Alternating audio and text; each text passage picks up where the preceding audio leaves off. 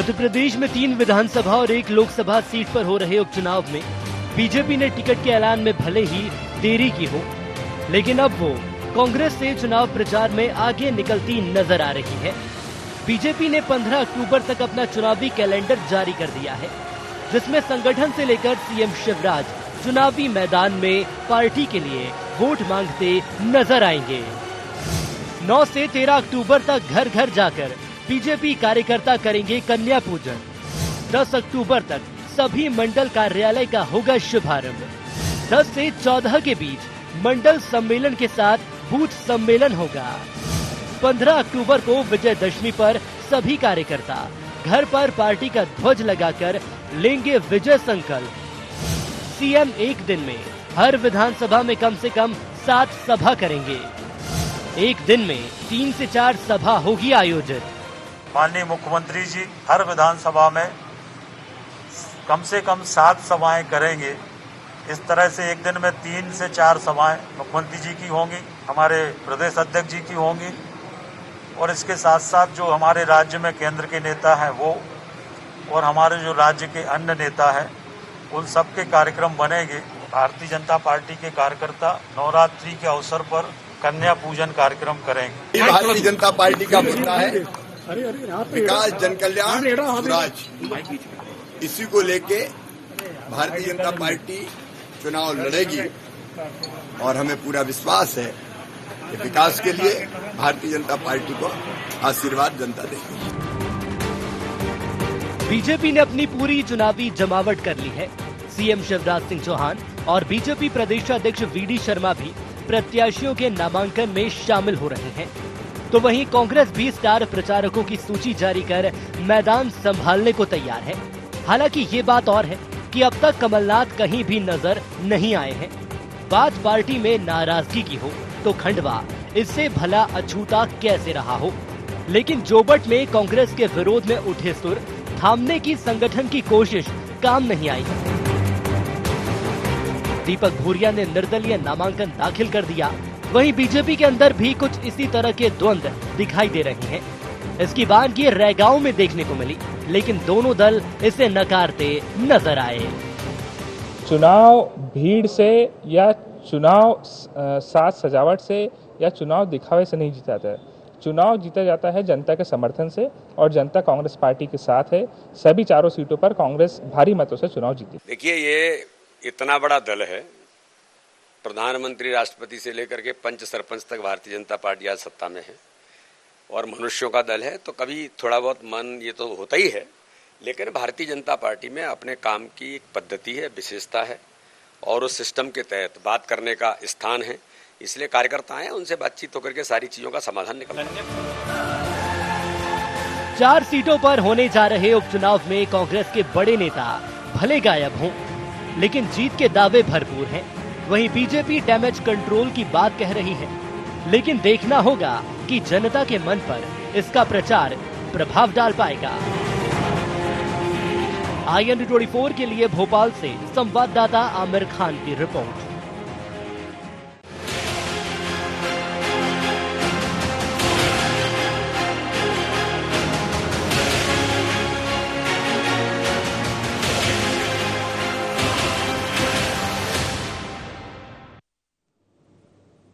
नमस्कार, आप देख रहे हैं IND एजेंडा और मैं हूं आपके साथ सुनील विश्वकर्मा।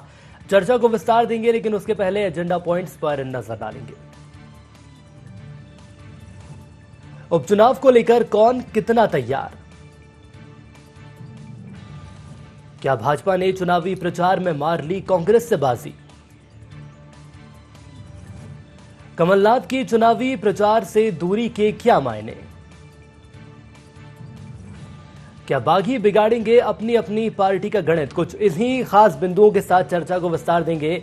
बीजेपी ने अपनी पूरी चुनावी जमावट कर ली है और अब तैयारी है जनता के बीच जाने की। एक बार फिर से सूबे के मुखिया शिवराज सिंह चौहान जनता के बीच नजर आने वाले हैं, तो वहीं दूसरी ओर पीसीसी चीफ कमलनाथ जमीन पर नजर नहीं आ रहे हैं।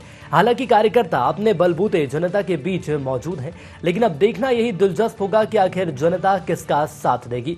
चर्चा को विस्तार देंगे। हमारे साथ खास मेहमान जुड़ चुके हैं। सबसे पहले परिचय मैं आपका उनसे करा देता हूं। हमारे साथ दिव्या गुप्ता जी जुड़ चुके हैं, प्रवक्ता है मध्य प्रदेश बीजेपी से। स्वागत है मैडम आपका IND24 24 में कांग्रेस का पक्ष रखेंगे जेपी धनौपिया जी। बहुत स्वागत है सर आपका एनडी 24 में। साथ ही साथ हमारे साथ वरिष्ठ पत्रकार के तौर पर अनिल श्रीवास्तव जी भी जुड़ चुके हैं। बहुत स्वागत है सर आपका भी एनडी 24 में। सबसे पहले दिव्या जी आप ही के पास आना चाहूंगा, और यदि उपचुनावों की हम बात कर लें तो संस्कृति से शुरुआत करने का प्रयास बीजेपी कर रही है। पहले कन्या पूजन और उसके बाद विजय संकल्प, लेकिन इस संकल्प के पीछे का आधार क्या है? पार्टी अपनी संस्कृति को सबसे पहले आगे रख के चलती है, राष्ट्र सर्वोपरि को आगे लेके चलती है। हमें अपनी सांस्कृतिक धरोहर पर गर्व है और उसी गर्व को और उसी स्थान को, क्योंकि अभी नवरात्र चल रहे हैं, पवित्र नवरात्र है, शक्ति स्वरूपा माँ देवी को हम आराध्य देवी मानते हैं और कन्या पूजन हमारी संस्कृति में हमेशा रहा है। और आपने देखा होगा कि माननीय शिवराज जी अपने कार्यक्रमों में भी कार्यक्रम की शुरुआत के पहले शुरुआत करते समय कन्या पूजन से ही करते हैं। तो ऐसा शुभ अगर दिन होते हो तो हम उनका कन्या का आशीर्वाद लेके यदि काम को आगे बढ़ा रहे हैं तो ये तो बहुत अच्छी बात है और उसको आशीर्वाद लेके हम आगे चलेंगे। तो एक तो हो गई ये बात, और दूसरी बात ये कि अपनी संस्कृति पर अगर गर्व है तो उसको साथ लेके चलने में क्या दिक्कत है जी। तो हम बहुत बहुत अच्छे और बहुत गर्व के साथ इस चीज को मानते हैं कि जो स्वरूपा है शक्ति देवी, उससे आशीर्वाद लेंगे और आगे चलेंगे। चलिए धनौपिया जी मैं आपके पास आना चाहूंगा। बीजेपी का यह मानना है सर कि कांग्रेस बिखरी बिखरी नजर आ रही है, लेकिन यही कांग्रेस रही जिसने दमोह में परचम लहराया और बीजेपी को बिखेर कर रख दिया। सुनील जी, खाता ना बही आईने 24 जो कहे वो सही, आपने निर्णय दे दिया कि कांग्रेस पिछड़ गई, भाजपा ने बाजी मार ली और कमलनाथ जी पता नहीं कहाँ हैं, शिवराज जी ने कर दिया। और भाई आज फार्म भरने की लास्ट डेट थी, आज फार्म भरे गए, फार्म भरने की प्रक्रिया चल रही है। अभी कोई चुनाव प्रचार शुरू नहीं हो गया और आपने कहा बाजी मार ली, आप पिछड़ गए। क्यों इस तरह की आप स्पॉन्सर्ड वाले कार्यक्रम करते हो भाई? बड़ा दुख होता है। आप लोग न्यूट्रल होकर काम करें तो अच्छा लगता है सर। ऐसा लगता है कि आपकी डिबेट में भाग लेने का मतलब होता है सर भाजपा की तरफ से आप बैठे हुए हैं, उनके प्रवक्ता की आवश्यकता क्या होती है? मैं सर माफी के साथ रोकना चाहूंगा सर, आरोप गलत है सर, जो तथ्य सामने आ रहे हैं। मुझे बाकी में आगे से सोचना पड़ेगा कि आप लोग सोच क्या है। आज फार्म भरने की लास्ट डेट है, आज फार्म भरे गए। आपने कहा कि प्रचार में भाजपा आगे, कांग्रेस पिछड़ी, कमलनाथ पता नहीं कहा। अरे भाई किस तरह की बातें करके क्या सर भीड़ में नजर नहीं आ रहे सर, जमीन पर नजर नहीं आ रहे, यही सर बीजेपी आरोप लगा रही है। हम तो सवाल पूछ रहे हैं सर। नहीं बात बीजेपी नहीं लगा रही आरोप, आप लोगों ने बना के रखा हुआ एजेंडा, आपने तो डिसाइड कर दिया कि साहब ये हो गया। सर हम कौन होते हैं सर? जनता जनार्दन डिसाइड करेगी। मैं तो वही जानना चाह रहा हूँ सर, दमोह पैटर्न पे आप लोगों ने चुनाव लड़ा था, भारतीय पार्टी का प्रचार करना है तो कांग्रेस को मत बुलाया सर। ये सर आरोप गलत है। मैं तो सर इतना जानना चाह रहा हूँ आपसे। आप लोगों को मुझे आशय होता है कि आप लोग क्यों पार्टी बनते हो भाई? आप तो एक मीडिया हो, न्यूट्रल रहिए, ठीक है, इसका मालिक कोई भी हो, क्या संबंध है भाजपा से अलग सब्जेक्ट है, लेकिन आप लोग कम से कम न्यूट्रल होकर करेंगे तो चलिए सर करने मजा आएगा, वरना फायदा क्या है? चलिए सर बीते 1.5 माह की यदि मैं बात कर लूं तो अब हम चर्चाओं को आगे बढ़ाते हैं। बात करूंगा मैं तो आपसे, मैं तो चुनाव की बात करूंगा। 1.5 माह चलिए छोड़ दीजिए, 1.5 माह ठीक है सर। कमलनाथ जी कहाँ है सर? मैं ये कह रहा हूँ कि आप ये बताइए मुझे सुनील जी, कांग्रेस पार्टी ने पहले प्रवक्ता घोषित किया कि नहीं किया प्रत्याशी? भाजपा तो आज सुबह तक बिल्कुल सर वही तो हम कहना चाह रहे हैं, कांग्रेस तो सर आगे है। कांग्रेस स्टार प्रचारक की सूची जारी की, कांग्रेस के लोगों ने फार्म पहले भरे और भारतीय जनता पार्टी के तो पास प्रत्याशी नहीं थे, कांग्रेस से आयात करके लेके आए, समाजवादी पार्टी से आयात करके लेके आए, ज्ञानेश्वर पटेल जी पता नहीं कहां से लेके आए, इनके पास कैंडिडेट तक नहीं है भाई। कहां लगे हुए हो आप लोग? कांग्रेस कहां पिछड़ गई? चलिए सर मैं तो वही कह रहा हूँ कि कांग्रेस तो आगे है सर, मैं वही कह रहा हूँ कि कांग्रेस आगे है। प्रत्याशी पहले आपने रखे, दमोह की मैं बात कर रहा हूँ, दमोह में आपने जीत हासिल की है। मुझे दुख हुआ कि पिछड़ कैसे गई भाई? कहां पिछड़ गई? चलिए ठीक है सर। कांग्रेस ने बाजी मारी हर जगह। सर मैदान में पिछड़ने का मतलब है सर? मैदान में भी नहीं पिछड़े हम, मैदान में भी आगे हैं, आगे रहेंगे। ये सरकार जो होती है ना, शासन का दुरुपयोग करने वाले लोग। चलिए ठीक है सर, आपको लग रहा है कि मैदान में नहीं पिछड़े, दुरुपयोग करके इधर होते हैं। नहीं, मैं आपसे निवेदन करता हूँ आप न्यूट्रल लेकर काम करेंगे, अच्छा लगेगा हम लोगों को। आप लोग पार्टी में बना करिए। चलिए ठीक है सर, मैं रोकना चाहूंगा और वरिष्ठ पत्रकार हमारे साथ जुड़े हुए, मैं आपके पास बाद में आऊंगा। अनिल जी मैं आपके पास आना चाहूंगा, समझना चाहूंगा यदि प्रचार की हम बात कर ले तो भले ही कांग्रेस ने अपने प्रत्याशी पहले मैदान में उतार दिए हों, लेकिन अब जाकर बीजेपी ने भी कैलेंडर तैयार कर लिया है। लेकिन मैं ये समझना चाहूंगा जनता आखिर किसके साथ है? हमारी भी मीटिंगें हो रही हैं, हमारी मंडल सेक्टर के लोग कार्यकर्ता सर मैं आपके पास आऊंगा सर। लोगों को ड्यूटी कर दी गई है, लोग पदस्थ कर दिए गए हैं, चुनाव प्रभारी बना दिए गए, हमारे भी काम चल रहे हैं। सर मैं वही तो जानना चाह रहा हूं आपसे, मैं आपके पास आऊंगा सर और इस चर्चा को हम आगे बढ़ाएं। सारा हमारे प्रभारी बने हुए हैं, हमारे लोग पहुंच गए क्षेत्रों के अंदर, कार्यकर्ताओं की मीटिंग ले रहे हैं, वार्डों में मीटिंग ले रहे हैं, सेक्टर की मीटिंग ले रहे हैं जी। मंडल की। चलिए सर मैं सर अनिल जी से रिएक्शन ले लूं, उसके बाद आपके पास आऊंगा। 12 तारीख खंडवा पहुंचेंगे चुनाव करने। ये डिबेट है, चलिए डिबेट है ये। चलिए ठीक है, मैं आप दोनों को रोकना चाहूंगा। सर धनौपिया जी, धनौपिया जी मैं रिक्वेस्ट कर रहा हूं सर आपसे, चलिए धनौपिया जी रिक्वेस्ट कर रहा हूँ, करने की पता नहीं होता, चलिए तो पहले डिसाइड करके बैठेंगे बीजेपी। चलिए ठीक है सर, मैं रोकना चाहूंगा सर आपको। चलिए ठीक है, श्रीवास्तव जी आपके पास आना चाहूंगा। जनता सर किसके साथ आपको नजर आ रही है? भले यदि प्रत्याशियों की हम बात करें तो कांग्रेस जमीनी स्तर पर नजर आ रही है, कांग्रेस ने प्रत्याशी घोषित कर लिए हैं, लेकिन दूसरी ओर बीजेपी का यह मानना है कि जमीनी स्तर पर हम पहुंच रहे हैं, लगातार दौरे किए जा रहे हैं। देखिए, बीजेपी संगठनात्मक रूप से बड़ा संगठन है। स्वाभाविक है कि उनके संगठन में वो खुद दावा करती है कि वर्ल्ड की सबसे बड़ी पार्टी है, तो उस हिसाब से मैनेज कर रही है। लेकिन मैं समझता हूं कि कांग्रेस भी अपनी तैयारियां बखूबी कर रही है। जिसकी जहां जमावट की गई है वो उन क्षेत्रों में पहुंच चुके हैं, प्रभारी बनाए जा चुके हैं, मीटिंगों का दौर दौरा जारी है, प्रत्याशियों की घोषणा की जा चुकी है और स्टार कैंपेनिंग कौन कौन होगा इसकी भी घोषणा की जा रही है। फिलहाल तो स्थिति यह है कि दोनों पार्टियां अपने अपने तरफ से जमावट करने में लगी हैं। अब आगे पता लगेगा, आज नामांकन वो हो गया, जब नामांकन वापस हो जाएंगे उसके बाद स्थिति सामने आएगी कि अब कौन किसकी स्थिति मजबूत है और किसकी स्थिति मजबूत नहीं है। अभी ये नहीं कहा जा सकता कि भाजपा से विद्रोह करने वाले कितने हैं या कांग्रेस से विद्रोह करने वाले कितने हैं। जिस समय विड्रॉल की स्थिति हो जाएगी उस समय स्थिति बिल्कुल क्लियर होगी और उसके बाद पता लगेगा। फिलहाल रही बात तैयारियों की, तैयारियों में फिलहाल दोनों पार्टी एक समान है। चलिए दिव्या गुप्ता जी, मैं आपके पास आना चाहूंगा मैडम। और बार बार ये कहा जाता रहा है कांग्रेस मुक्त भारत करना है, ऐसा बीजेपी का मैडम कहना रहा है, लेकिन वही चीजें हम देखें तो कांग्रेस युक्त बीजेपी नजर आ रही है। कई ऐसे बड़े चेहरे जो कि बीजेपी में शामिल हो गए। मुझे लगता है कांग्रेस को इस बात का मनन करना चाहिए। और सुनील जी, मैं बहुत क्षमा के साथ कहना चाहूंगी, हमारे कांग्रेस के जो प्रवक्तागण हैं, सर बहुत जोर जोर से और बहुत लगातार बोलने से आपका पॉइंट ठीक हो जाएगा, ये तय बात नहीं है। डिबेट में हमेशा दूसरे को बोलने का मौका दीजिए, और आपको कोई आहत हो रहा हो तो उसका एक अलग प्लेटफॉर्म होता है, उसको डिबेट के समय आप कम से कम ना उसकी चर्चा करें। एक बात। दूसरी बात ये होती है कि ये प्रजातंत्र है, प्रजातंत्र में जितना उन्होंने कहा उस बात का जवाब दीजिए। आपको अगर उन्होंने कहा कि पिछड़ती हुई नजर आ रही है, आपको नहीं नजर आ रही, लेकिन ये बाकी जनता को पिछड़ती हुई नजर इसलिए आ रही है सर, क्योंकि आपके जो वरिष्ठ नेता है वो कहीं दिखाई नहीं देते दूर दूर तक। एक माननीय कमलनाथ जी है जो अब थोड़े से मुझे लगता है कि थोड़े विमुख होते जा रहे हैं, और उनका विमुख होना भी बिल्कुल जायज है, क्योंकि 2 पावर सेंटर्स बन गए आपके पास। एक दिग्विजय सिंह जी कुछ बोलना शुरू करते हैं, कमलनाथ जी कुछ और बोलना शुरू कर देते हैं। तो आपस में जब आप लोगों की ट्यूनिंग बराबर नहीं बैठ रही हो तो कार्यकर्ता भी कंफ्यूज रहता है और कैंडिडेट भी कंफ्यूज रहता है। इसलिए आपकी पार्टी में कहीं ना कहीं वो जो छेद दिखाई देते हैं उसमें तरह तरह के, उस चीज के बारे में चिंता करी जा रही है। और माननीय मेरे ख्याल सुनील जी इस बात की ओर इंगित करना चाह रहे हैं जी। अब रही बात इसकी कि भारतीय जनता पार्टी, जैसा कि कहा गया, भारतीय जनता पार्टी कहती नहीं है सर कि हम बड़ी पार्टी है, हम एक्चुअली विश्व की सबसे बड़ी पार्टी है। दूसरी बहुत बड़ी इंपॉर्टेंट बात यह है कि हम जब हमारा संगठन इतना स्ट्रांग है, आज आपने जोबट की रैली देखी, अब जोबट की रैली की ऐतिहासिक रैली थी, एकजुटता जो दिखाई दी है, जो जन सैलाब वहां पे उमड़ा है, जो ताकत वहां पे दिखाई दी है, वो आप किस तरह से कंपेयर करेंगे? आपका कार्यकर्ता को कांग्रेस पार्टी में अब छोड़ दिया जाता है बीच मझधार में कि तुम अपने आप अपनी नैया लेकर जाओ, जहां जाए वहां चली जाए, बीच मझधार में आप डोले खाते रहो, क्योंकि उसका कहीं कोई माली वारिस नहीं होता है उसको एक दिशा देने के लिए। तो आप कांग्रेस और बीजेपी का ये बहुत बड़ा अंतर है। एक तीसरी बात ये कि आपके पार्टी में लोग असंतुष्ट क्यों हो रहे हैं, क्यों बागी हो रहे हैं, क्यों आपसे विमुख होते जा रहे हैं, ये कांग्रेस को सोचना चाहिए। जो राष्ट्र के प्रति समर्पित हो, जो राष्ट्र की विचारधारा के प्रति समर्पित हो, उस कार्यकर्ता का हम स्वागत क्यों ना करेंगे? क्योंकि आपके अंदर अंतरकलह है, आपके अंदर असंतुष्ट है, वो कार्यकर्ता की वहां पे सुनवाई नहीं हो रही है, तो फिर क्या करेगा कार्यकर्ता? कहाँ जाएगा? इतने सालों की उसकी जमीनी मेहनत है, उसका क्या होगा? तो कम से कम आप अपना चिंतन करिए सर, अपने कैंडिडेट के बारे में सोचिए, अपनी बात कहिए।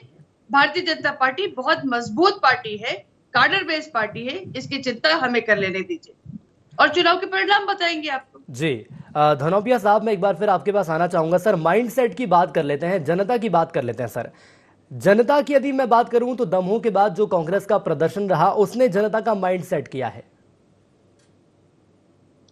सुनील जी, मैं आपके पहले भाजपा प्रवक्ता मैडम जी की जवाब देना चाहता हूं जी कि भारतीय जनता पार्टी बहुत बड़ी पार्टी है, मिशकाल की पार्टी है, मेंबर सब तक इसकी है नहीं है। 2 करोड़ मेंबर बताते हैं मिशकाल के, 6 करोड़ की पॉपुलेशन मध्य प्रदेश की और 2 करोड़ बता दिए तो कि 3 में से 1 आदमी इनका मेंबर हो गया। जरा पूछे कि कहां तक होती है। दूसरी बात, इनके पास नेता तक तो है नहीं है। हर चुनाव में तो लोगों को लाते हैं, समाजवादी से ले आए, कांग्रेस से ले आए, वहां से ले आए। कौन है इनके पास? कोई नहीं है। इनके पास है सिर्फ लोकतंत्र का गला घोटने की प्रक्रिया, वो है इनके पास। वोटों की सरकार को नोटों से खरीदने की कला है इनके पास। इनके कांग्रेस पार्टी की फिक्र न करें, कांग्रेस की फिक्र न करें मैडम। आप भाजपा के देखिए भ्रष्टाचार कहाँ जा रहा है, बलात्कार में महिलाओं की स्थिति क्या बनी हुई है, सर आप अपनी चिंता अत्याचार कहाँ जा रहे हैं, सारी चीज देखिए। आपके मुख्यमंत्री जी को मंच पे बोलना पड़ता है। आप अभी चुनाव की बात करिए, चुनाव में अपने कैंडिडेट की चर्चा करिए। मैडम आपके पास अगर आपके पास विषय ना हो, आपके पास इतनी तर्क ना हो। दिव्या जी मौका दीजिए धनोपिया जी को, मैं उसके बाद आपके पास भी आऊंगा। विश्वकाल की पार्टी है और भ्रष्टाचार की पार्टी है, सरकार आपकी है, इसलिए आपको बड़ी बड़ी बातें आती है। आप हमारी फिक्र हम पे छोड़ दीजिए, आप लोग अपनी चिंता करिए। मैडम आपके हाथ जोड़ता हूं भगवान के लिए, भाजपा की फिक्र करिए, कांग्रेस की फिक्र मत करिएगा। हम लोग हैं इस लायक। आप लोगों के पास कैंडिडेट भी नहीं है, कभी यहां से ले आए, कभी वहां से ले आए, कभी इसको ले आए। और अभी देखिए दमोह के बाद जो जनता का माइंड सेटअप हुआ है ना, ये 2023 तक चलेगा। 2023 में स्थिति ये रहेगी जो है ना, उसमें क्या मैं वही आपसे कह रहा हूं। उपचुनाव में देखिए हमने कैंडिडेट पहले डिक्लेयर किए, फार्म हमारे कैंडिडेट के पहले भराए और हमारे कैंडिडेट चुनाव जीतेंगे चारों जगह पर। आप देखिएगा स्थिति है। अब आप बीच में क्या बोल रही है मैडम? आप तो मुझे सिखा नहीं थी कानून के पीछे नहीं बोलना चाहिए। आप क्यों बोल रही हैं? अब आप तो बहुत बड़े, आपको नहीं बोलना चाहिए। चलिए ठीक है सर। मैडम मैं दोनों को रोकना चाहूंगा। बाहर आ रहा है, मुझे दिखाई दे रहा है। चलिए दिव्या जी रोकना चाहूंगा। आपने मुझसे कहा मत बोलिए, मैं नहीं बोल रहा था। चलिए ठीक है सर, मैं दोनों से निवेदन कर रहा हूं सर, एक एक करके हम बातचीत करेंगे। अनिल श्रीवास्तव जी, मुद्दों की बात कर ली जाए सर, तो मुद्दे कौन से नजर आ रहे हैं आपको इस चुनावों में? देखिए मुद्दे तो सबसे बड़ी बात यह है कि आज महंगाई का ग्राफ कहां से कहां पहुंच गया है, इसके विषय में कोई बात करने के लिए तैयार नहीं है। काम धंधे रोजगार पूरी तरीके से लोगों के तबाह हो गए हैं, इसके ऊपर कोई बात करने के लिए तैयार नहीं है। सबसे बड़ी बात यह है कि इन सब चीजों को, ये सरकार के प्रति एंटी इनकम्बेंसी होती है, कभी विपक्ष के प्रति नहीं होती। कोरोना के सेकंड लेयर में जिस तरीके से हाहाकार प्रदेश में मचा, प्रदेश में क्या सभी जगह मचा, लेकिन प्रदेश में यह स्थिति रही कि ऑक्सीजन की कमी से कोई मर रहा है, कोई रेमडेसिविर की कमी से की अनुपलब्धता के कारण मर रहा है, कोई अस्पतालों में उसको पलंग नहीं मिला उसके कारण मर रहा है। जिस तरीके से तबाही मची हो, लोगों ने अपने घर जेवर तमाम बर्तन भाड़े बेच बेच के अस्पतालों का बिल चुकाया है, वो चीज लोग इस चुनाव में निश्चित ही वो चीज चुनौती बनेगी सत्ताधारी दल के प्रति, क्योंकि कोई भी चीज होती है इसका खामियाजा सत्ताधारी दल को भुगतना पड़ता है। अगर भाजपा की जगह कांग्रेस अभी होती तो कांग्रेस के लिए यह चिंता का विषय होता। ये सारी चीजें, आज महंगाई इस कदर है, लोगों की कमर तोड़ दी, तो इसका गुस्सा किसके प्रति जाएगा? सरकार के प्रति जाएगा। भारतीय जनता पार्टी निश्चित ठीक है अपने हिसाब से काम कर रही है, डैमेज कंट्रोल कर रही है, लेकिन कितना डैमेज कंट्रोल इस चीज को कर पाती है ये देखना दिलचस्प होगा। रही बात कांग्रेस की, कांग्रेस अपने हिसाब से मैनेज कर रही है। बार बार बात उठ रही है कमलनाथ जी कहां है, कमलनाथ, उनके घर में परिवार में गमी हो गई है। आज ही उनके बहनोई का शव अमेरिका से दिल्ली आया है, कल उसका अंतिम संस्कार होना है। वो अपने गमजदा परिवार के साथ बैठे हुए हैं। अगर उनको यह कहा जाए कि गाय में, तो मैं समझता हूं ये एक अच्छी राजनीति नहीं है, इस प्रकार की नहीं करना चाहिए। भगवान ना करे ऐसा किसी के भी साथ हो, ये एक पारिवारिक मामला होता है। कल शव, आज शव आया है, कल उनका अंतिम संस्कार होना है, तो वो अपने घर परिवार में शोक संतप्त परिवार के बीच में है। और मैं समझता हूं 2-4 दिन में यहां पे आ जाएंगे। ये स्थितियां चल रही हैं, तो मैं समझता हूं कि चुनाव का जो सबसे बड़ा मुद्दा बनेगा वो बनेगा महंगाई, दूसरा बनेगा काम धंधे लोगों के चौपट हो गए हैं, यह बनेगा मुद्दा और इसी को लेकर चुनाव होगा। और मैं समझता हूं जब यह चीज आएगी तो निश्चित ही सत्ताधारी दल के लिए एक चुनौती साबित होगा। चलिए दिव्या गुप्ता जी, कहा यह जा रहा है कि महंगाई की मार जनता पर भारी पड़ रही है और वही कुछ चीजें चुनावों में नजर आने वाली हैं। मैंने पत्रकार जो मेरे वरिष्ठ हैं वो बहुत सीनियर हैं और मैं उनको ये सिर्फ बताना चाहूंगी सर कि आपसे कम से कम मैं ये मान सकती हूँ, क्योंकि एक विश्व का परिदृश्य इस समय ऐसा है कि चाहे वो सबसे बड़ी वर्ल्ड की इकोनॉमी हो, चाहे वो अमेरिका हो, चाहे जर्मनी हो, चाहे इटली हो, चाहे फ्रांस हो, आप अगर पूरे वर्ल्ड का परिदृश्य यदि देखेंगे, विश्व का परिदृश्य देखेंगे, तो सब तरफ एक ही तकलीफ है। वो ये है कि सब तरफ पेंडेमिक के कारण काम का जो ठप होना हुआ है, जो चरमरा गई है सारी अर्थव्यवस्था, उसके बारे में सिर्फ भारत नहीं विश्व भर इस बारे में चिंता कर रहा है। तो आप जिस विषय को प्रादेशिक विषय बता रहे हैं, लोकल विषय बता रहे हैं, वो लोकल ना होते हुए पेंडेमिक के कारण हुआ हुआ विषय है। तो कृपया थोड़ा सा अपनापन, हम लोग सब दायरा अपना बड़ा करते हैं, एक पैनोरामिक व्यू लेते हैं और उसके बारे में चर्चा करते हैं। जिस दौर में से अभी विश्व गुजरा है, जिस महामारी को हम सब ने झेला है, उस महामारी के कारण बहुत परिवारों ने खोया भी है और बहुत कुछ इन परिवारों ने बहुत कुछ सहा भी है। इस बारे में चिंता करी जा रही है और करते रहे हैं। संवेदनशील सरकार है, संवेदनशील मुख्यमंत्री है, वो फ्रंट फुट पे जाके बात करके लोगों को अपने गले भी लगाता है, सांत्वना भी देता है, समझाता भी है और उनके लिए काम भी करता है। आपको पता है कि कितने परिवारों को अन्न फ्री में दिया गया, मुफ्त में उनके खातों में पैसे जमा करे गए, कितने परिवारों को सहायता पहुंचाई गई है। और एक समय आया था जब हम सेकेंड लेयर के लिए तैयार नहीं थे और पूरा विश्व तैयार नहीं था, लेकिन क्या उसके बाद हमने ऑक्सीजन प्लांट ताबड़तोड़ नहीं तैयार करे? क्या उसके बाद हमने दवाइयां नहीं मुहैया करवाई? हाँ, एक समय जरूर ऐसा आया था जो बहुत कठिन समय था। उस कठिन समय के लिए पूरे परिवारों के साथ जिन्होंने खोया है उनके लिए हमारी सांत्वना है। लेकिन उसके बाद अगर सरकार संवेदनशील ना होती, सोती रहती, काम न करती, मुस्तैदी के साथ अगर कमर कस के जमीन पे ना दिखाई देती, तो आप प्रश्न करते तो मैं जानती। लेकिन अगर उसके बाद रिएक्शन हुआ है और सरकार ने काम करा है, तो इस बात की तारीफ करने के लिए भी आपका दिल बड़ा होना चाहिए। एक दूसरी बात, क्या हमने वैक्सीन के बारे में चर्चा करी? हमारा वैक्सीनेशन ड्राइव कितना इफेक्टिव रहा है, क्या आपने उसके बारे में चर्चा करी? जी। हम अभी देश में पहले नंबर पर आए हैं जहां हम लोगों ने वैक्सीनेशन ड्राइव करी है। तो इस महाअभियान में कांग्रेस का क्या योगदान रहा? उन लोगों ने क्या करा? क्या लगाई वैक्सीन या नहीं लगाई? कितने लोगों को बूथ तक लेकर गए वैक्सीनेशन लगवाने? इस बारे में भी कांग्रेस को भी चिंता करी जानी चाहिए, समाज को भी चिंता करी जानी चाहिए। इसलिए मैं आपको सिर्फ एक बात बता दूं कि सरकार संवेदनशील ही नहीं, एक्शन पैक्ड सरकार है जो एक्शन करती है और उस एक्शन के साथ अपने काम को लेकर जमीन पे जाती है, जनता के बीच में जाती है, पूरी कॉन्फिडेंस के साथ जाती है। चलिए दिव्या जी, आपने मुझसे कहा मैं केवल मध्य प्रदेश की बात नहीं कर रहा, मैं पूरे ऑल ओवर वर्ल्ड की बात कर रहा हूं। लेकिन वर्ल्ड में कहीं यह नहीं हुआ कि ऑक्सीजन से हमारे यहां एक भी मौत नहीं हुई, ऐसा कहीं वर्ल्ड में नहीं हुआ, ये केवल हिंदुस्तान में हुआ है। पहली बात सुनिए, अब आप मेरी बात सुन लीजिए, मैंने आपकी बात सुनी। सर, आपने मुझसे पूछा तो मैं आपको बताती हूँ। दिव्या जी, आप मेरी बात सुन लीजिए, मैंने आपकी बात सुनी। ये केवल हिंदुस्तान में हुआ है कि लोकसभा में घोषणा कर दी गई कि एक भी मौत ऑक्सीजन की कमी से नहीं हुई। वर्ल्ड में ये पहला देश है जहां ये घोषणा हुई। दूसरी बात, जो आदमी मरा है कोरोना में, उसमें कोरोना से डेथ केवल मध्य प्रदेश है और हिंदुस्तान है जहां ये कह दिया गया कि कोरोना से मौत नहीं हुई। यानी मुख्यमंत्री जी ने अगर घोषणा की है कि 1 लाख रुपए उनको हम देंगे जो कोरोना से वो हुए, आज जिसके पास लिखा नहीं उनको कहां से देंगे? मैं ये चीजों पे आपका ध्यान आकर्षित कर रहा हूं। मैं किसी का बुराई नहीं कर रहा, ना कोई पार्टी, ना मुझे भाजपा से मतलब, ना मुझे कांग्रेस से। भाजपा अगर कोई गलती कर रही है, कहीं त्रुटि है तो मैं वो बोलूंगा, और कांग्रेस कहीं कर रही है तो मैं वो बोलूंगा। चलिए धनौपिया जी, मैं आपके पास आना चाहूंगा सर, और एक बार फिर से उपचुनावों की हम बात करेंगे। कांग्रेस की रणनीति है सर कि दमोह पैटर्न पर ही चुनाव लड़े जाएंगे, तो क्या ये मान लिया जाए एक बार फिर से कांग्रेस की तैयारियां लगभग दमोह के हिसाब से ही चलती नजर आएंगी? सुनील जी, वो तो मैं जवाब दूंगा, लेकिन आपके माध्यम से मैं मेरे वरिष्ठ पत्रकार भाई अनिल श्रीवास्तव जी को बोल रहा हूं कि सच न बोले, कृपया भाजपा के खिलाफ ना बोले, वरना देशद्रोह का प्रकरण दर्ज हो जाएगा, बड़ा मुश्किल हो जाएगा। इसलिए कृपया आप बस भाजपा के पक्ष में बोलिए और सच तो बिल्कुल बोलिए मत। मंडे दीजिए, लाखों मर गए, हजारों दिखाए इन्होंने।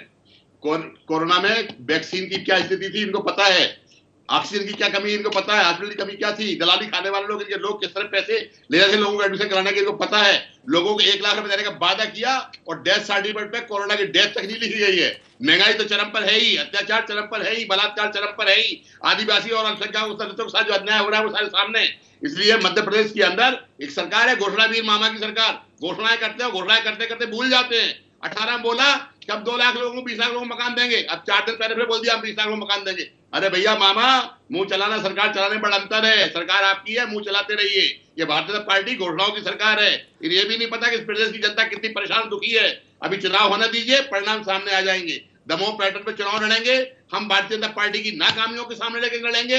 मध्य प्रदेश के अंदर कांग्रेस ने जो काम किया है 15 महीने में, उसको लेकर लड़ेंगे। 27% आरक्षण ओबीसी को दिया, लोगों को हमने रोजगार दिए, 100 रुपए में 100 यूनिट बिजली देने की बात की, पुजारियों के मानदेय बढ़ाए, गरीबों की पेंशन राशि बढ़ाई। कांग्रेस पार्टी ने जो किया है, भारतीय जनता पार्टी 15 साल में नहीं कर पाई। किसानों कर्जे माफ किए। हम सारी चीजों को लेकर चुनाव लड़ेंगे और आप देखेंगे कांग्रेस पार्टी चारों चुनाव जीतेगी। चलिए दिव्या मैम, आना चाहूंगा आपके पास। कांग्रेस के द्वारा ये कहा जा रहा है कि जो 15 महीने में हमने किया वो बीजेपी 15 साल में नहीं कर पाई और सरकार की खामियों को लेकर हम जनता के बीच जाएंगे।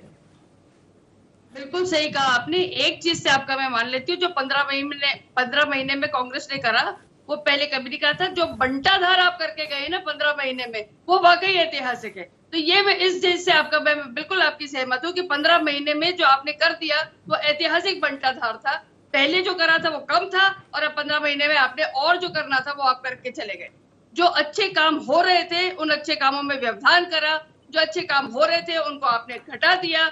आपने जो वादे करे थे, 256 वादे करे थे, उनमें से आप 2 भी पूरे नहीं कर पाए।